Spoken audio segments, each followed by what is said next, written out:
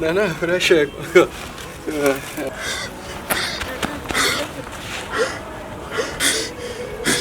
I believe you said I wanted to pursue. Na toilet where I come, na toilet home me.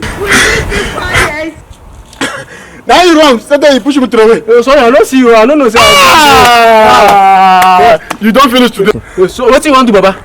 Yes, what I'm going to do. What What am I going to do? There is God, oh.